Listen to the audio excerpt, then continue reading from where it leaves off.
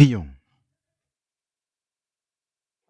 Notre Père Céleste bien-aimé, une fois de plus, nous approchons de ton trône grandiose et majestueux, ne venant pas avec nos propres mérites, mais venant avec assurance au trône de grâce par les mérites de ton Fils bien-aimé Jésus-Christ. Et Père, nous savons que notre prière est entendue en ce moment, parce que les mérites de Jésus purifient nos prières, et la rend acceptable à tes yeux. Et Père, en ce moment, nous plaidons pour ta présence. Nous demandons que par l'Esprit Saint, dans le ministère des anges, tu ouvres notre pensée pour que nous puissions être en mesure de comprendre les grandes choses concernant les deux alliances. Nous te remercions d'avoir entendu notre prière, car nous la faisons au nom de Jésus. Amen. La Bible décrit deux lois primaires. Et alors que nous commençons notre étude, nous voulons prêter attention à ce que ces deux lois primaires sont par rapport aux Écritures.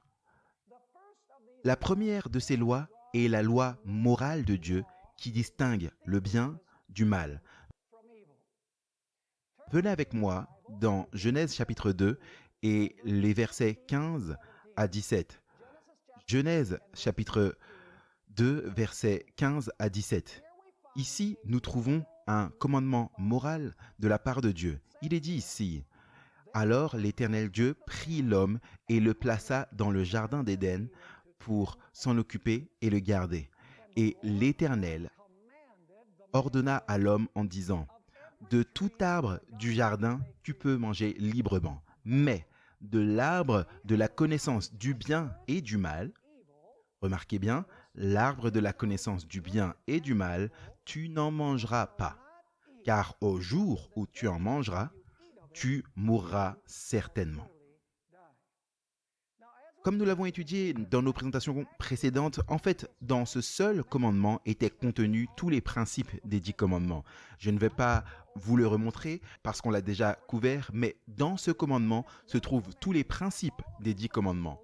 C'est le commandement moral de Dieu.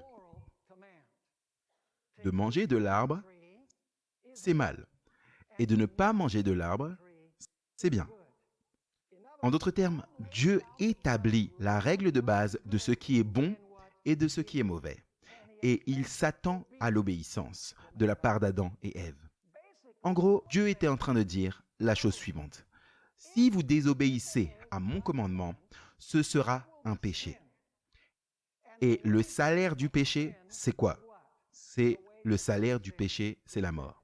Donc, ce que je veux que vous puissiez remarquer, c'est que la loi morale de Dieu existait avant le péché, avant qu'Adam et Ève aient péché.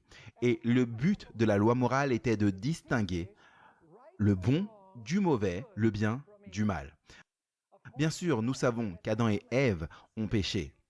Et quand Adam et Ève ont péché, Dieu a institué une autre loi. C'est ce qu'on appelle la loi cérémonielle ou la loi des ordonnances et des sacrifices.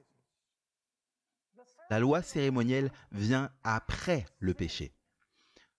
Elle ne fait pas partie du plan originel de Dieu. La loi morale existait avant le péché. La loi cérémonielle entre en jeu à cause du péché. Maintenant, regardez Genèse chapitre 3 et le verset 21 que nous avons déjà étudié. Genèse 3 et le verset 21. Ici, il nous est dit que lorsque Adam et Ève ont péché, un sacrifice a eu lieu le jour où ils ont péché. Il est dit ici, pour Adam et sa femme, l'Éternel Dieu fit des vêtements de quoi? De peau et les revêtit. Comment la honte de leur nudité a été couverte? Elle a été couverte par des peaux qui venaient d'où? Qui venaient d'un agneau. Maintenant, que devez-vous faire pour obtenir la peau d'un animal? L'animal doit être tué. Et donc, en résumé, Dieu montrait, depuis le tout début de l'histoire humaine, que la façon dont il allait couvrir la honte de la nudité de l'homme, sa nature pécheresse, c'était par la mort de l'agneau, et la mort de l'agneau couvrirait la honte de leur nudité. Remarquez que la loi des sacrifices vient après que le péché soit entré dans le monde. La loi morale existait avant que le péché n'entre dans le monde. C'est très clair dans le livre de la Genèse, c'est absolument clair. La loi morale avant le péché, la loi cérémonielle des sacrifices après le péché et à cause du péché. Maintenant, nous avons vu ça dans Genèse chapitre 1 à 3. Mais la question c'est, qu'en est-il de Genèse chapitre 4 jusqu'à Exode 19 ? Parce que dans le chapitre 20 de l'Exode, vous avez les 10 commandements.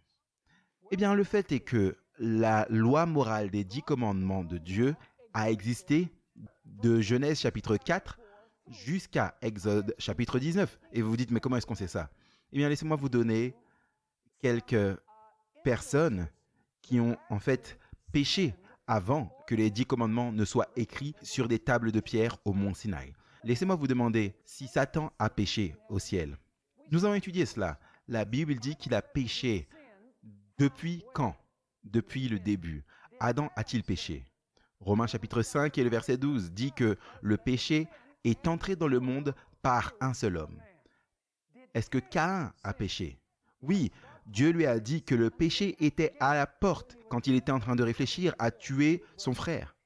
Est-ce que la race d'avant le déluge a péché ? La Bible dit que la méchanceté de l'homme était grande et chaque intention de leur cœur, la pensée de leur cœur n'était que mauvaise. Est-ce que Sodome et Gomorrhe ont péché ? Absolument. Genèse chapitre 13, verset 13 et Genèse chapitre 18, verset 20 dit que Sodome et Gomorrhe étaient de grands pécheurs devant l'Éternel. Est-ce que les Amoréens étaient des pécheurs avant que la loi ne soit donnée au mont Sinaï ? Absolument. Genèse 15, verset 16 dit que la coupe de l'iniquité des Amoréens n'est pas encore pleine. Joseph savait-il que l'adultère c'était mauvais ? Bien sûr. Genèse chapitre 39 et le verset 9, Joseph dit « Comment pourrais-je faire cela et commettre un si grand péché contre Dieu ?» Est-ce que Abraham savait que mentir était mal ? Bien sûr. Et il a menti 2 fois. Une fois en Égypte et il a aussi menti à Abimélec. Nous constatons même que le sabbat existait avant le mont Sinaï parce que dans Exode 16, Dieu a fait tomber la manne du ciel et devinez quoi, ça c'était avant que les 10 commandements ne soient donnés. Donc la question est de savoir, est-ce que les 10 commandements existaient entre Genèse 4 et Exode 19 ? Absolument, parce qu'il y avait le péché. Et le péché, c'est quoi ? Le péché, c'est la transgression de la loi. Et maintenant, permettez-moi de vous demander, est-ce que la loi cérémonielle existait entre Genèse chapitre 4 et Exode chapitre 19 ? Absolument. Permettez-moi de mentionner tout d'abord que dans Genèse chapitre 4, vous avez l'histoire de Caïn et Abel. Est-ce que Dieu a demandé à Caïn et Abel d'offrir un sacrifice, oui ou non ? Absolument. Regardez dans Genèse chapitre 4 et lisons les versets 3 à 5. Et il arriva au bout de quelque temps que Caïn apporta du fruit du sol, une offrande à l'Éternel. Et Abel apporta lui aussi des premiers-nés de son troupeau et de leur graisse. Et l'Éternel eut égard à Abel et à son offrande, mais à Caïn et à son offrande, il n'eut pas égard. Est-ce que Abel a offert un sacrifice en obéissance à Dieu ? Oui, c'est ce qu'il a fait. Est-ce que la loi cérémonielle existait après Genèse chapitre 3 ? Très certainement. Noé a-t-il offert un sacrifice quand il est sorti de l'arche ? Oui, vous pouvez le lire dans Genèse chapitre 8 et le verset 20 à 21. Abraham a-t-il offert des sacrifices à l'Éternel et a bâti des autels à l'Éternel ? Certainement. Et nous avons étudié l'histoire du sacrifice d'Isaac qui pointait vers la mort de Jésus-Christ sur la croix. En fait, Jésus a une fois dit « Abraham a vu mon jour et il s'est réjoui ». Jean chapitre 8 et le verset 56. Il nous est aussi dit dans Genèse qu'Isaac a offert des sacrifices et Jacob a également offert des sacrifices, de sorte que le système cérémoniel d'offrande et des sacrifices existait entre Genèse chapitre 4 et Exode chapitre 19 avant les 10 commandements. Donc les 10 commandements et la loi cérémonielle existaient toutes deux avant le mont Sinaï. La loi morale de Dieu existait avant le péché, la loi cérémonielle vient après le péché afin de traiter le problème du péché. Maintenant, faisons une comparaison des deux lois. Parlons tout d'abord des 10 commandements. Les 10 commandements sont la constitution du gouvernement de Dieu. Les 10 commandements sont en fait un reflet du caractère de Dieu. Ils nous disent à quoi Dieu ressemble dans sa personne. Et donc, vous ne pouvez pas changer les 10 commandements. Vous ne pouvez pas changer les 10 commandements plus que vous ne pouvez changer le caractère de Dieu. Le but des 10 commandements est de révéler la distinction entre le bien et le mal, entre le bon et le mauvais. Et bien sûr, les 10 commandements révèlent à quoi ressemble Dieu vraiment. Maintenant, parlons un peu plus des 10 commandements. Deutéronome chapitre 5 et le verset 22 nous dit que Dieu a énoncé les 10 commandements directement aux enfants d'Israël. Qu'ai-je dit? Dieu a prononcé les 10 commandements directement aux enfants d'Israël. Lisons-le dans Deutéronome chapitre 5 verset 22. L'Éternel prononça ces paroles à toute votre congrégation sur la montagne du milieu du feu, de la nuée et de l'obscurité profonde, avec une voix forte. Et il n'ajouta rien, et il les écrivit sur 2 tables de pierre et me les donna. Donc, à qui Dieu prononça-t-il les 10 commandements? Il les énonça à toute la congrégation, il est dit, sur la montagne. Dieu a parlé, a déclaré les 10 commandements à l'ensemble du campement d'Israël. Un autre détail intéressant concernant les 10 commandements, c'est que Dieu a écrit les 10 commandements avec son propre doigt. Regardez Exode chapitre 31 et verset 18. Exode 31 et verset 18. Il est dit: « Et lorsqu'il eut achevé de parler avec Moïse sur la montagne de Sinaï, il lui donna 2 tables du témoignage, tables de pierre écrites avec quoi? Écrites du doigt de Dieu. » Donc, tout le reste dans la Bible, Dieu l'a déclaré aux prophètes et les prophètes l'ont dit ou écrit au peuple. Mais quand il s'agissait des 10 commandements, Dieu a écrit les 10 commandements avec son propre doigt et il les a énoncés personnellement à toute l'assemblée d'Israël. Notez aussi que les 10 commandements ont été écrits sur des tables de pierre. Lisons Deutéronome chapitre 4 et verset 13. Deutéronome chapitre 4 et verset 13.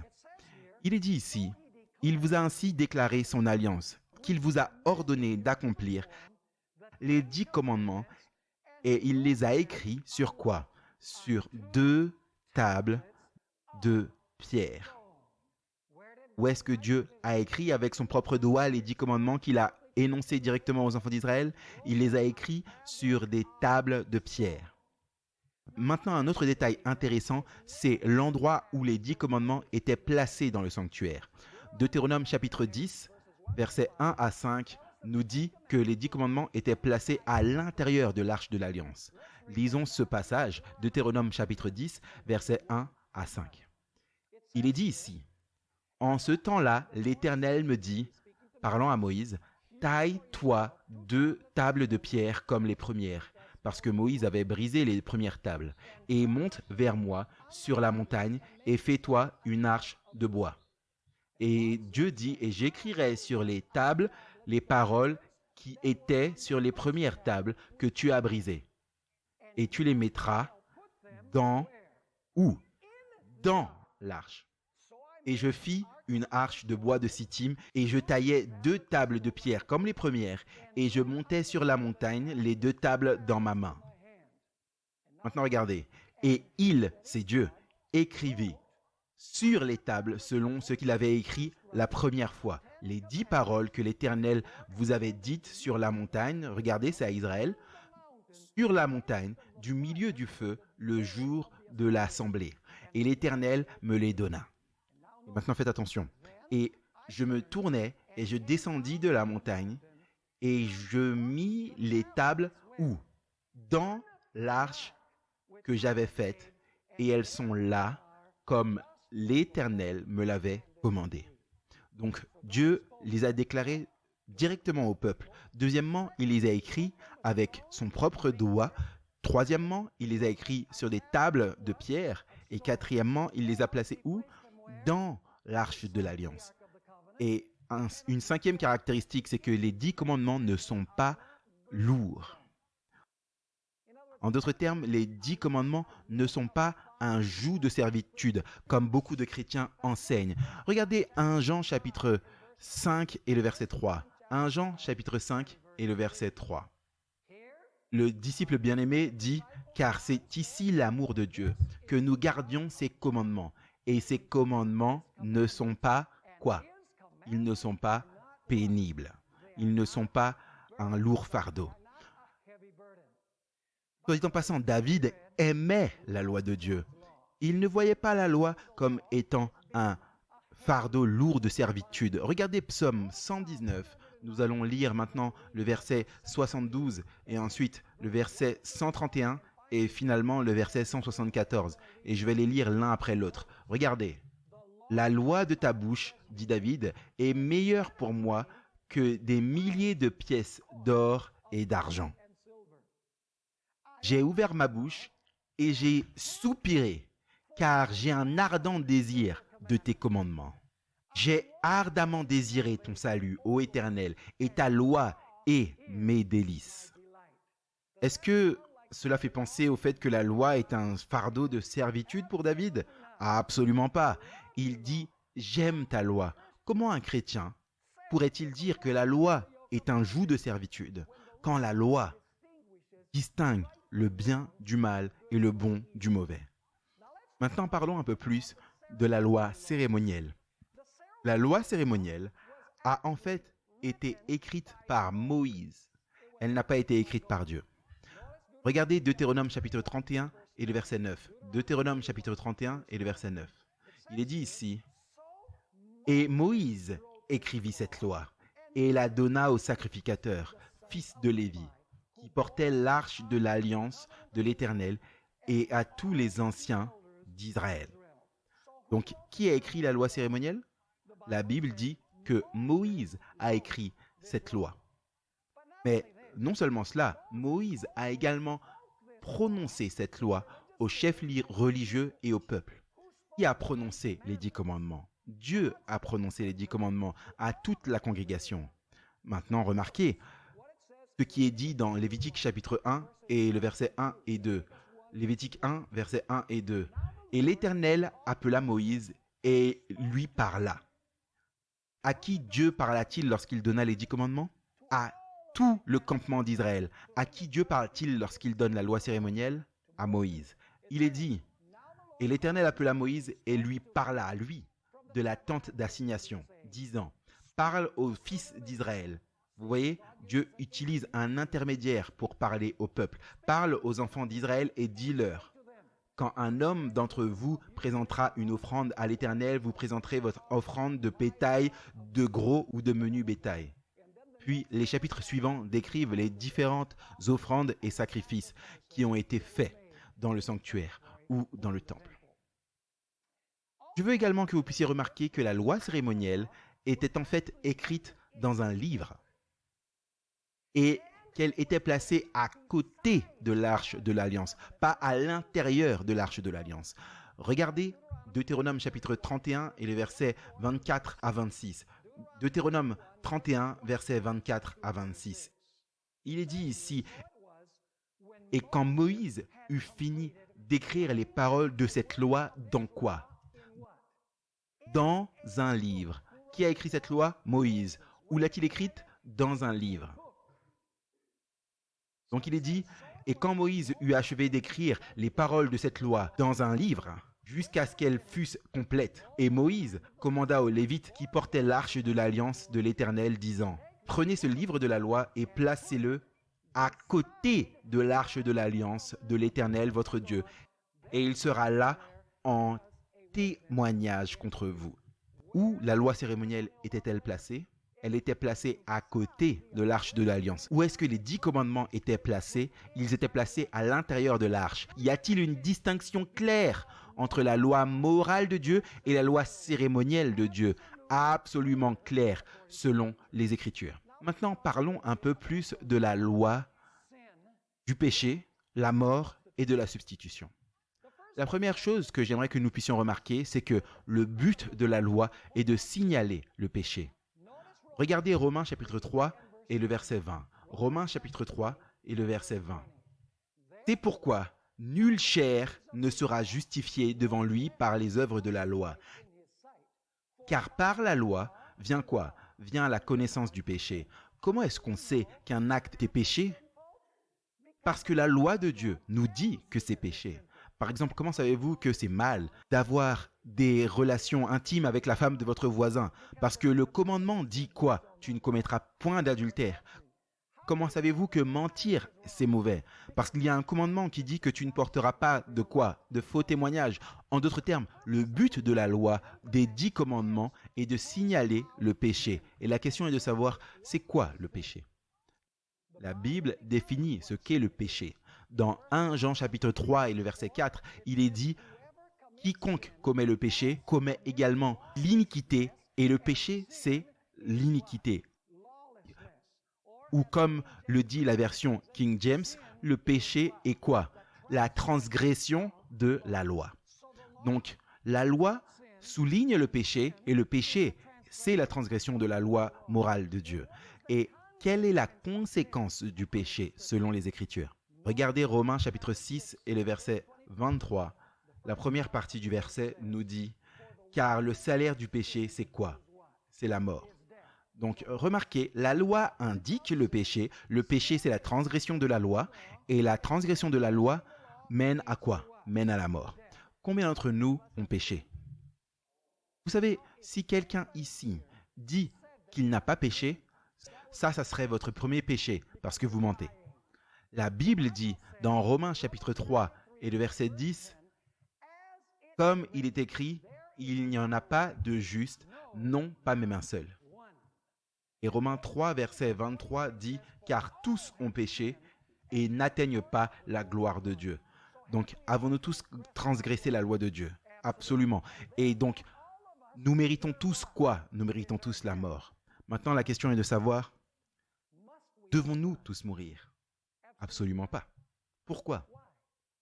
Parce que ce que la loi exige, Jésus l'a fourni.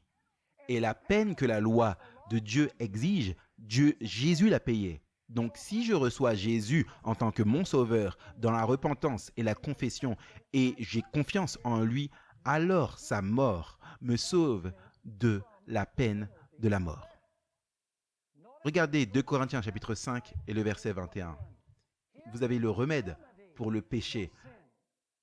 La loi cérémonielle avait à voir avec le remède du péché. Elle vient après le péché parce que le péché nous a tous mis dans les couloirs de la mort. 2 Corinthiens chapitre 5 verset 21 nous dit « Car il, c'est-à-dire Dieu le Père, car il l'a fait, c'est-à-dire Jésus, il n'a connu aucun péché. » Vous voyez, Jésus n'a connu aucun péché, mais le Père l'a fait quoi? L'a fait péché pour nous. En d'autres termes, Dieu a pris nos péchés et les a placés sur qui? Sur Jésus. Maintenant, regardez la dernière partie du verset. Afin que nous devinssions justice de Dieu en lui. Il a pris notre injustice afin que nous puissions avoir sa justice parfaite. C'est ça que la loi cérémonielle indiquait. Maintenant, nous devons nous poser une question très importante. Qu'est-ce qui sauve les êtres humains de la condamnation à mort? C'est quoi? La vie de Jésus et sa mort sur la croix. Pas vrai? Mais maintenant, voici une question très importante.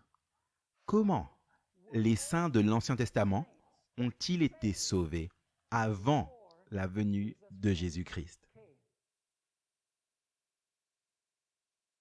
Quelqu'un s'est-il déjà posé cette question? Comment les gens dans l'Ancien Testament ont-ils été sauvés alors que Jésus n'était pas encore venu payer la dette du péché par sa mort sur la croix? Eh bien, utilisons une situation hypothétique. Supposons que quelqu'un dans le campement d'Israël décide de voler les sandales de son voisin. Est-ce que c'est une transgression de la loi morale? Oui. La loi morale dit tu ne quoi? tu ne voleras point. Et si tu voles, le salaire du vol, c'est quoi? Le salaire du vol ou la transgression de la loi morale, c'est la mort. Donc, cette personne, en volant les sandales de son voisin, s'est placée dans le couloir de la mort. Bien sûr, la question est de savoir, y a-t-il un moyen quelconque pour que ce pécheur échappe à la peine de mort et continue à vivre malgré son péché? La réponse, c'est absolument oui. Si vous lisez Lévitique chapitre 1, et on ne va pas le prendre, vous pouvez le lire plus tard, Lévitique chapitre 1 et les versets 1 à 4, et en fait les 7 premiers chapitres ont différents types de sacrifices. Vous constaterez que le pécheur pouvait apporter un agneau immaculé, sans tache, au sanctuaire. Et il pouvait placer sa main sur la tête de cet agneau et confesser son péché sur la tête de l'agneau, ce péché de voler les sandales de son voisin. En d'autres termes, en confessant son péché sur la tête, vous remarquerez, c'est la tête très très important. Où Jésus a-t-il porté nos péchés? Il a porté nos péchés sur sa conscience, qui a à voir avec son esprit, avec son cerveau. Et donc, le péché était en fait transféré du pécheur à la victime parfaite. Puis, après que le péché ait été transféré à la victime, le pécheur lui-même devait prendre le couteau et il devait tuer cet animal. En d'autres termes, l'animal souffrait la mort à la place de qui? À la place du pécheur. En d'autres termes, l'animal était puni pour que le pécheur n'ait pas à être puni. Maintenant, il est intéressant de remarquer que ce rituel, en fait, ne réglait pas légalement le problème du péché. La loi morale a souligné le péché et sa peine, et la loi cérémonielle a fourni le remède au problème. Mais le système de l'Ancien Testament, légalement, n'a pas supprimé le péché. Et vous vous dites, mais comment est-ce que c'est possible? Eh bien, lisons Hébreux chapitre 10 et le verset 4. Hébreux chapitre 10 et le verset 4. Oui, l'apôtre Paul est catégorique quand il dit « Car il est impossible que le sang des taureaux et des boucs puisse quoi? Ôter les péchés. » Donc, est-ce que ces sacrifices ont-ils légalement enlevé le péché? Absolument pas. Parce que le péché ne peut pas être enlevé par des animaux mourants. Le Créateur lui-même devait venir et donner sa vie à la place de ces créatures. Vous dites, quel était le but de tout ce système de sacrifice alors? Laissez-moi vous le dire de cette façon. Tout le système de l'Ancien Testament était en fait un système de IOU. Quand le pécheur venait au sanctuaire, avouait son péché sur la tête de l'animal et ensuite tuait l'animal, à ce moment-là, Jésus a dit, « Ce pécheur est venu en pénitence vers moi, je paierai. » En d'autres termes, la peine du pécheur était commuée parce que Jésus-Christ avait promis que à l'avenir, il allait quoi? Il allait venir payer pour ce péché.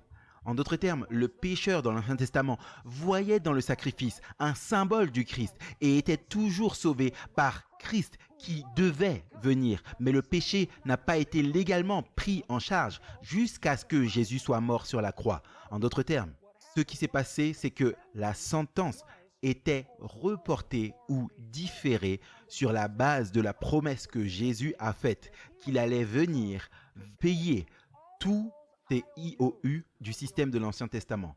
Le système de l'Ancien Testament, en d'autres termes, était un système de dette, c'était un système de crédit. Ce qui signifie que le sanctuaire dans l'Ancien Testament était rempli de péchés, parce que le sang des taureaux et des boucs ne peut pas ôter le péché. Venez avec moi dans Colossiens chapitre 2 et le verset 13 et 14 qui fait référence à cela. Colossiens chapitre 2 et les versets 13 à 14. Il dit ici, « Et vous, étant morts dans vos offenses et l'incirconcision de votre chair, il vous a vivifiés ensemble avec lui, vous ayant pardonné toutes vos offenses, ayant effacé l'écriture des ordonnances qui étaient contre nous. L'écriture des ordonnances était quoi? Contre nous. Et qui nous était contraire. Et il l'a ôté. Et qu'est-ce qu'il a ôté?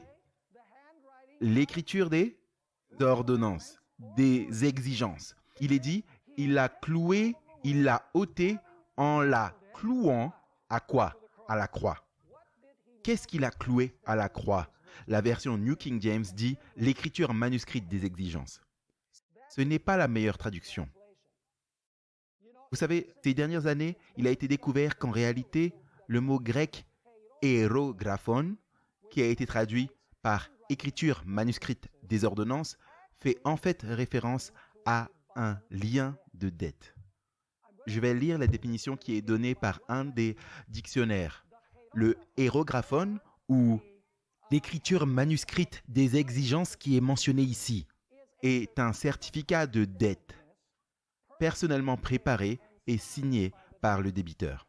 Maintenant, laissez-moi vous lire quelques traductions d'autres versions de la Bible. La Nouvelle Bible standard américaine dit que cela signifie un certificat de dette. La Nouvelle Traduction Vivante dit que cela fait référence à un enregistrement des accusations portées contre nous. La version anglaise standard dit l'annulation de l'enregistrement de notre dette. La Bible Message traduit l'ancien mandat d'arrêt a été annulé. La nouvelle version du siècle traduit il a annulé la dette. La nouvelle traduction anglaise traduit un certificat de dette. La version standard révisée traduit l'annulation de la caution qui s'opposait à nous. Et la nouvelle version standard révisée dit effacer le dossier qui se dressait contre nous. Qu'est-ce que c'est que Jésus a cloué sur la croix du Calvaire? Il a cloué toutes les reconnaissances de dette qui avaient été signées par les débiteurs qui ont offert ces sacrifices d'animaux dans le système de l'Ancien Testament. En d'autres termes, chaque fois qu'un pécheur offrait un sacrifice et voyait dans ce sacrifice un symbole de Jésus-Christ, il regardait à l'avenir, à la venue du Messie, qui disait « Je paierai pour toutes ces reconnaissances de dette.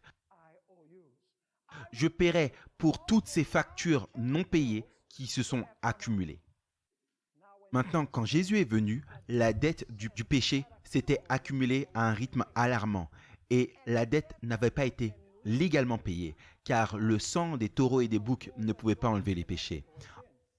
En fait, entre le Sinaï et le Calvaire, plus d'1 million de sacrifices ont été offerts juste le matin et le soir. Dieu a simplement accepté la foi de la personne qui a apporté l'animal et a confessé son péché, a tué l'animal, et Jésus a dit « Un jour, je viendrai et je paierai. » Et donc quand Jésus est venu, il a cloué notre dette. Où? À la croix. Il n'a pas cloué les 10 commandements à la croix. Il a cloué notre lien de dette à la croix. Il s'en est occupé une fois pour toutes, légalement, parce que maintenant, il a offert son propre sang précieux. Est-ce que vous comprenez ce que je dis? Maintenant, allons dans Colossiens chapitre 2 et le verset 15. En résultat de ce que Jésus a fait à la croix, il peut maintenant se vanter un petit peu. Et il peut en fait exposer Satan et ses anges, parce que Satan avait dit « Tu ne peux pas pardonner les pécheurs parce que le sang des taureaux et des boucs ne peut pas enlever le péché. » Mais quand Jésus a cloué notre reconnaissance de dette à la croix du Calvaire, maintenant Jésus dit quelque chose aux principautés et aux puissances. Regardez Colossiens chapitre 2 et le verset 15. Il est dit « Ayant dépouillé les principautés et les autorités, il les a, quoi? Réduites en spectacle, triomphant d'elles sur la croix. » Laissez-moi vous donner un exemple biblique afin que vous puissiez comprendre ce que cela signifie. Dans Jude 9, nous avons une histoire de la mort de Moïse et quelque chose qui s'est passé après la mort de Moïse. Il y a 2 choses étranges à propos de la mort de Moïse. Numéro 1, la Bible que Dieu l'a enterré. C'est la seule personne que je connaisse qui a été enterrée par Dieu dans la Bible. Et deuxièmement, la Bible dit que personne ne savait où se trouvait sa tombe. Ce qui est très inhabituel, car les Juifs marquaient les tombes de leurs héros. Et puis, plus tard, pendant le ministère de Christ, sur le mont de la Transfiguration, Moïse apparaît en train de parler à Jésus-Christ sur la montagne. Donc, qu'est-ce qui a dû se passer après la mort de Moïse? Il a dû quoi? Il a dû être ressuscité.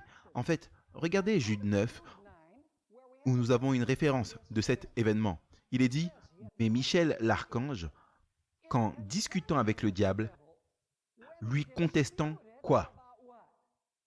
Oh, Michel discutait avec le diable concernant quoi? Concernant le corps de Moïse. Est-ce que vous pensez que Dieu se bat pour des cadavres? Qu'est-ce que Michel était venu faire? Il était venu faire ce qu'il fera lorsqu'il reviendra.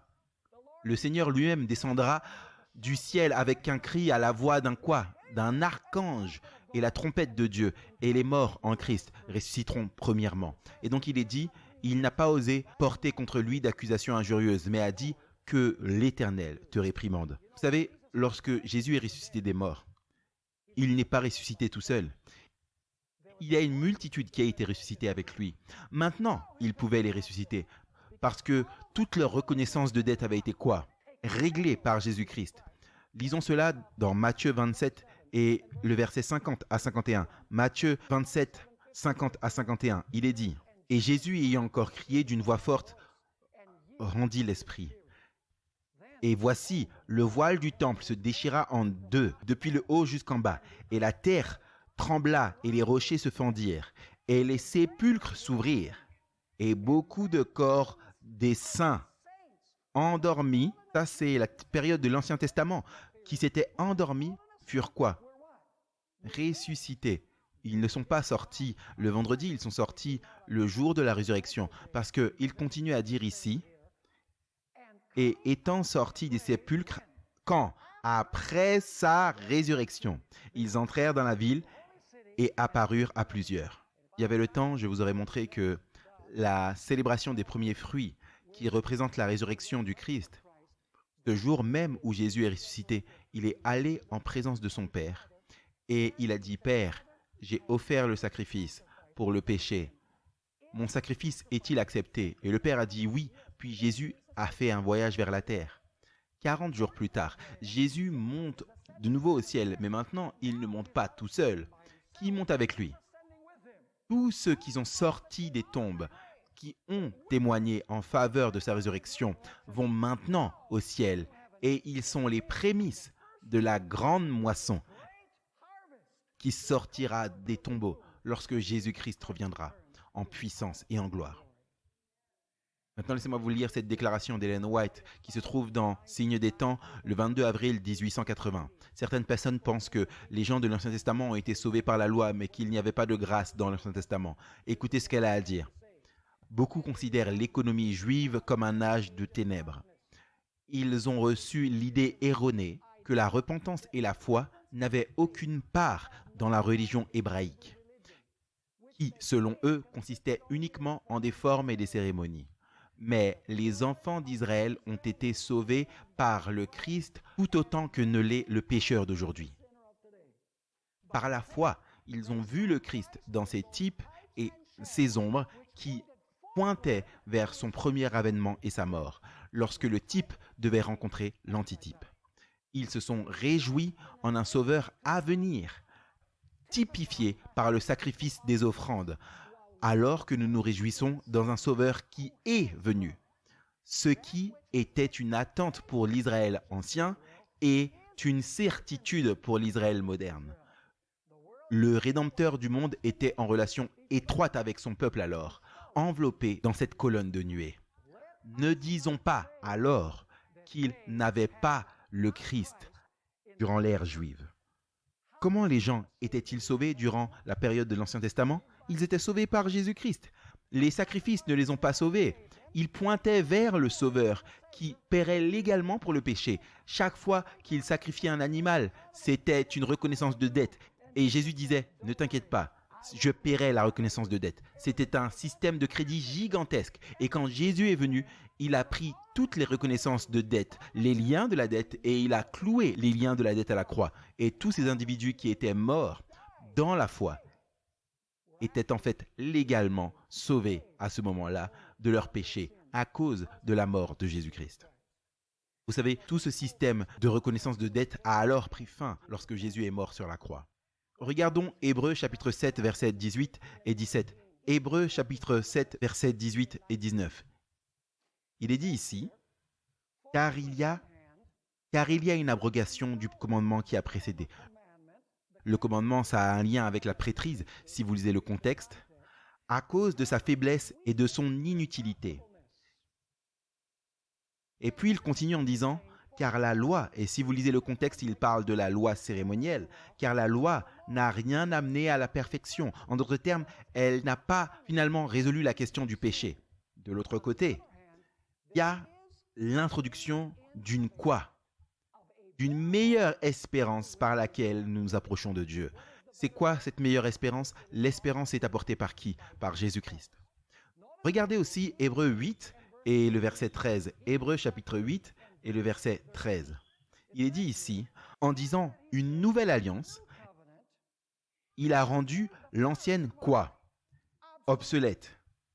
Or, ce qui devient ancien et qui vieillit est près de quoi? Est près de disparaître.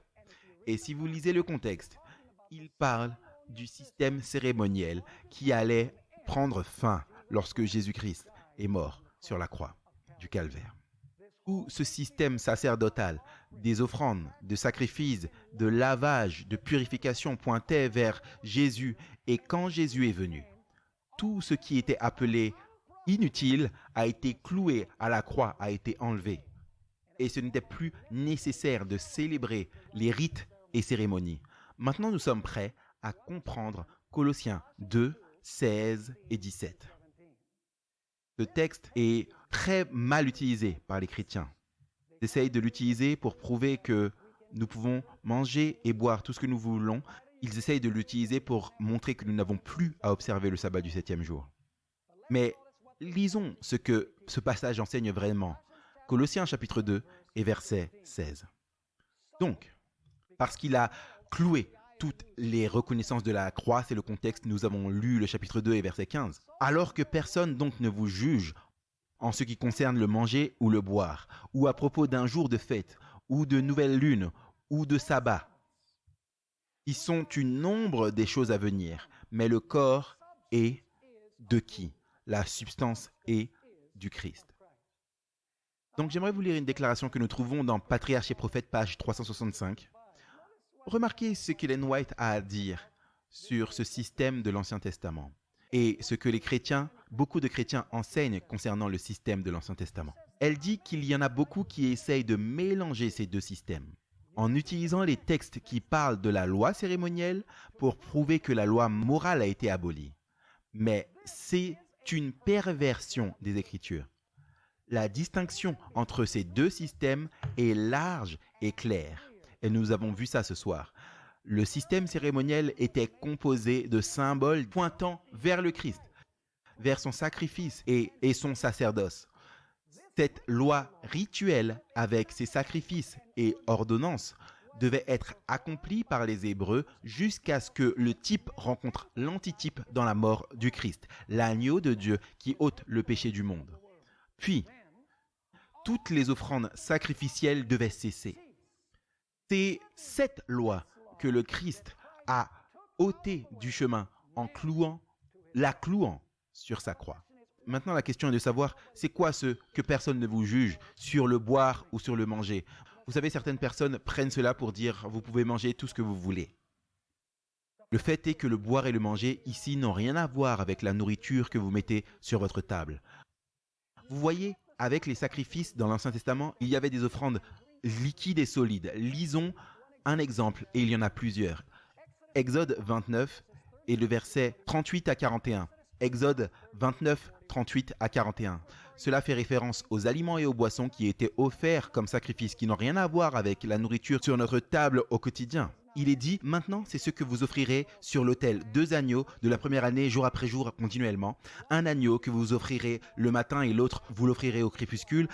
Avec un agneau sera 1/10 d'épha de farine. Vous voyez, ça c'est la nourriture, une offrande de nourriture, mélangée avec un quart d'un de quoi? D'huile broyée, c'est également de la nourriture, et aussi un quart d'un de quoi? De vin, comme quoi? Comme une offrande de boisson. Vous voyez? Et ensuite, il est dit au verset 41, et l'autre agneau, vous l'offrirez au crépuscule, et vous l'offrirez avec un offrande de graines, vous voyez, ça c'est la nourriture, et une offrande de boisson, comme le matin, comme une offrande de 12 arômes, une offrande faite par le feu au Seigneur. Donc, à quoi fait-on référence quand on a des aliments et des boissons ici? Est-ce qu'on parle de si on peut manger du porc ou pas, si on peut manger du homard ou pas, si on peut manger des crevettes ou pas? Cela n'a rien à voir avec la nourriture ordinaire. Cela a à voir avec la nourriture et les boissons en offrande qui étaient présentées en conjonction avec le système sacrificiel. Maintenant, je veux que vous puissiez voir Hébreux 9 où cette idée est reprise. Hébreux 9 et le verset 9 à 12. Parlant du système de l'Ancien Testament, il est dit que c'était un symbole qui a rapport au temps présent, qui signifie que les sacrifices de boissons et les sacrifices de nourriture offerts ne peuvent amener celui qui accomplit le service à la perfection en ce qui concerne la conscience. En d'autres termes, ces sacrifices de l'Ancien Testament ne pouvaient pas vraiment donner aux gens une conscience pour dire « Ah, mon péché a définitivement été pris en charge » parce que le sang des taureaux et des boucs ne peuvent pas enlever le péché. Regardez le verset 10. Ce système ne concernait que quoi? Les aliments et les boissons, c'est la même expression que nous trouvons dans Colossiens chapitre 2. Donc est-ce qu'il parle ici de la nourriture que nous mettons sur notre table? Non, il parle de la loi des sacrifices et des offrandes. Donc il est dit qui a un lien avec les prescriptions relatives aux aliments et aux boissons et aux diverses ablutions. Et les ordonnances charnelles, maintenant écoutez attentivement, imposées seulement jusqu'au temps de la Réformation. Jusqu'à quand vous avez ces aliments, ces boissons, ces ablutions et ces sacrifices? Jusqu'au temps de la Réformation. La question est de savoir c'est quand le temps de la Réformation. Mais le Christ ayant paru comme grand prêtre des biens à venir, avec un tabernacle plus excellent et plus grand, c'est-à-dire qui n'est pas de cette création, pas avec le sang des taureaux et des boucs, mais avec son propre quoi? Mais avec son propre sang, il est entré dans le lieu saint une fois pour toutes, ayant obtenu la rédemption éternelle. Avec quoi sont connectés les aliments et les boissons? Ils sont connectés avec la loi cérémonielle. Regardez Hébreux chapitre 10 et le verset 1 à 4. C'est la même idée qui revient. Hébreux 10, 1 à 4. Il est dit, car la loi, et le contexte nous montre que c'est la loi cérémonielle, nous allons voir ça dans une minute, car la loi, n'ayant qu'une ombre des biens à venir, c'est quoi ces biens à venir? Jésus-Christ, bien sûr, et non l'image même des choses, ne peut jamais par ces mêmes sacrifices, vous voyez, ça c'est la loi des sacrifices, par ces mêmes sacrifices que l'on offre sans interruption chaque année, sanctifier parfaitement ceux qui s'en approchent. Ça ne parle pas de la perfection morale, on parle d'eux qui disent « mon péché a été pris en charge une fois pour toutes ». Verset 2, autrement, n'aurait-on pas cessé de les offrir si ces sacrifices se chargeaient du péché? Pourquoi continuer à les faire, jour après jour, année après année? Car ceux qui rendent le culte une fois purifiés n'auraient plus eu une conscience de leur péché. Tandis que par ces sacrifices, on rappelle chaque année le souvenir des péchés, parce qu'il est impossible que le sang des taureaux et des boucs enlève quoi? Enlève les péchés. Est-ce que vous comprenez ce avec quoi sont connectés les aliments et les boissons? Maintenant, parlons des fêtes. Que personne ne vous juge au sujet d'une fête ou d'une nouvelle lune. Dans un livre qui a été publié récemment par mon ami Ron Dupré, qui s'appelle « Juger le sabbat », il a fait une étude intéressante de ce mot « fête », qui est utilisé dans Colossiens chapitre 2. La version King James dit « le jour saint ». Mais vraiment, c'est le mot « fête ». Ce qu'il montre dans ce livre, c'est que le mot « kag », qui est traduit ici qui est traduit dans l'Ancien Testament par « festival », ici c'est le mot grec « héroté » qui fait référence pas à toutes les fêtes hébreuses, mais il fait référence particulièrement aux fêtes où les gens devaient aller à Jérusalem, où ils devaient obligatoirement être là pour ces fêtes. Quelles étaient ces fêtes? La Pâque, la fête des pains sans levain, la Pentecôte et la fête des tabernacles. Tout homme de 12 ans et plus devait se rendre à Jérusalem pour être là pour ces fêtes. C'est assez intéressant que le mot kag dans l'Ancien Testament, qui est traduit par fête dans l'Ancien Testament, et le mot grec éroté, qui est l'équivalent exact dans la langue grecque, se réfère exclusivement à ces fêtes de pèlerinage. Il ne se réfère pas aux autres fêtes, car vous aviez la fête des trompettes, vous aviez le jour des expiations, vous aviez aussi le jubilé, vous avez l'année sabbatique. C'est assez intéressant. Tous ces autres jours sont appelés par le mot sabbat. Ils étaient des sabbats cérémoniels. Eh bien, certaines personnes disent, eh bien, Pasteur Bor, il est dit que personne ne vous juge concernant les fêtes ou les sabbats, et vous dites que les fêtes sont les 7 fêtes annuelles. N'est-ce pas la même chose que les sabbats cérémoniels? Ce n'est pas la même chose, parce que le mot kag dans l'Ancien Testament et le mot erorté dans le Nouveau Testament font référence uniquement aux fêtes de pèlerinage, alors que les sabbats se réfèrent aux choses comme la fête des trompettes, les jours des expiations qui étaient un jour de repos, l'année sabbatique tous les 7 ans et l'année du jubilé qui avait lieu tous les 50 ans. Et donc, en résumé, ce dont parle l'apôtre Paul quand il dit que personne ne vous juge concernant la nourriture ou la boisson, il parle de la nourriture et des boissons qui sont offerts avec les sacrifices, que personne ne vous juge concernant un jour saint, ce sont ces fêtes de pèlerinage, et ensuite il continue en disant que personne ne vous juge concernant les nouvelles lunes. C'est quoi cette question de nouvelle lune? Eh bien, dans l'année religieuse hébraïque, vous aviez 7 mois d'année religieuse. Le premier mois était autour de notre temps de Pâques, autour de mars-avril. Et le 7e mois était autour du mois de septembre ou octobre. Et la nouvelle lune marquait le début de chaque mois. Maintenant, avons-nous 7 mois aujourd'hui que nous célébrons? Non, nous ne célébrons pas les 7 mois et les fêtes juives parce qu'elles pointaient toutes vers qui? Elles pointaient toutes vers Jésus-Christ. Donc, devons-nous célébrer les nouvelles lunes qui marquent le début de ces mois? Absolument pas. Remarquez Nombre chapitre 28 et le verset 11 à 19 où il est parlé des nouvelles lunes. Il est dit « Au commencement de vos mois ». Ça peut être traduit par « nouvelle lune ». Vous présenterez en holocauste à l'Éternel 2 jeunes taureaux, un bélier et 7 agneaux âgés d'1 an sans défaut.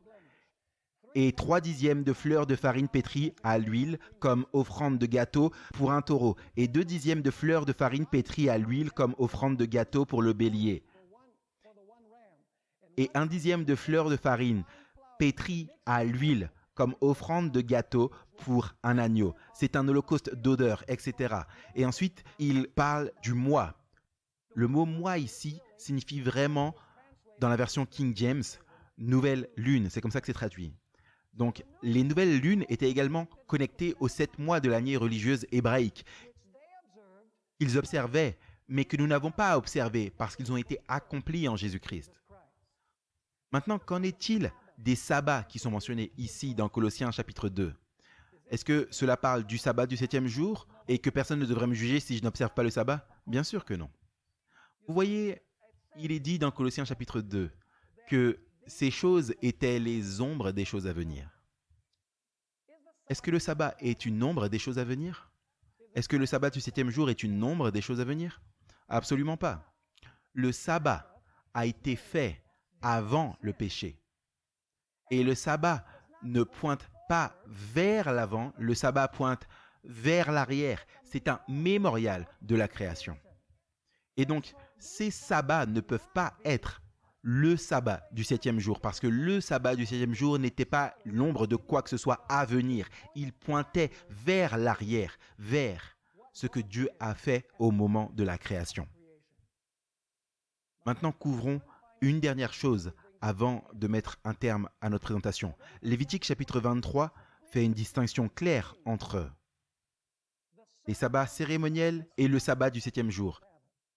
Regardez Lévitique 23, verset 3. Après le verset 2, Dieu a dit « Ce sont mes fêtes que vous célébrerez ». Et ensuite, il y en a 7 mentionnés. Remarquez qu'il place le sabbat du 7e jour à part. Il est dit ici 6 jours on travaillera. Et le 7e jour est un sabbat de repos, une sainte convocation.